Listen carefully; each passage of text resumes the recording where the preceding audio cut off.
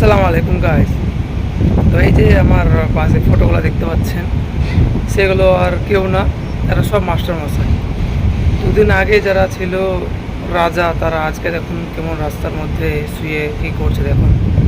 মানে এটা আমি বলবো না যে কেউ কাউকে অহংকার করেছে বা কাউকে আমি উদ্দেশ্য করে বলতে চাইছি না, কথাটা শুধু আমি বলতে চাইছি যে জীবনে কখনোই কেউই যে আমি সরকারি চাকরি পেয়েছি বা আমার এখন কাজ ভালো, আমি এখন বাইরে থেকে বলে আমি বেশি ইনকাম করি বলে যে আমার কাউকে অহংকার করে চলতে হবে তা না। এর মধ্যে অনেক সংখ্যক মানুষ যারা ছিল তারা অহংকার করে চলেছে। এখন দেখুন তার রাস্তায় এখনকার শুয়ে আছে। এদের মধ্যে আমি বলবো না যে সবাই অহংকার করেছে, হয়তো বা কিছু পার্সেন্ট, হয়তো বা 20%, 10%।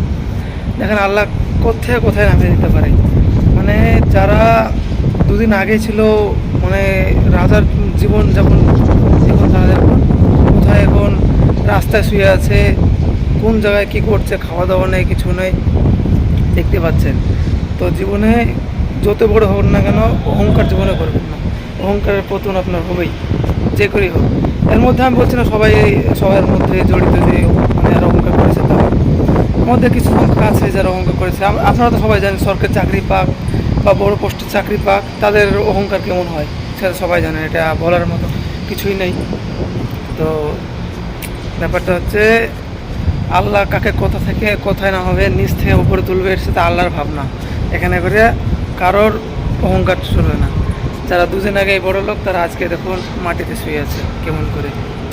এগুলো একটা মানে আল্লাহ নিয়মত যে মানে কোনো জিনিসে আল্লাহ যেগুলো দিবে শুধু আলহামদুলিল্লাহ বলে থেকে যান, আপনি আল্লাহ বরকত দিবে। এখন আজকে আমি রাজা আছি, কালকে যে আমি পথের ভিখারি হব কি তার মানে কেউ বলতে পারবে না, ঠিক কিনা?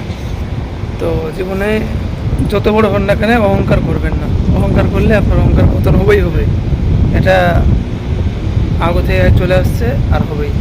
দেখুন সব কেমন করে, এরা দুদিন আগেই ছিল কোথায় রাজমহলে শুয়েছিল, রাত্রেবেলা কোনো চিন্তা ভাবনা নাই, সকালে শুধু ডিউটি বলতে সকালে শুধু যাবে পড়াতে, বাকি কোনো ওদের কোনো কাজ ছিল না। আর এখন রাত্রে যে গিয়া শুয়ে থাকছে, কোন রাত্রে 3-4টার সময় ঘুমাচ্ছে তারও ঠিক নাই। ওখানে না আছে খাওয়ার ব্যবস্থা, না আছে বাথরুমের ব্যবস্থা, কিছু নেই। তাও এখন কত মানুষ এখানে করে যারা শিক্ষক তারা এইভাবে শুয়ে আছে। তো এটাই বলা ছিল যে অহংকার জীবনে করবেন না, অহংকার পতন হবেই হবে ইনশাল্লাহ। আসছি নতুন একটা ব্লগে, এখনকার জন্য এই পর্যন্ত। Bye bye.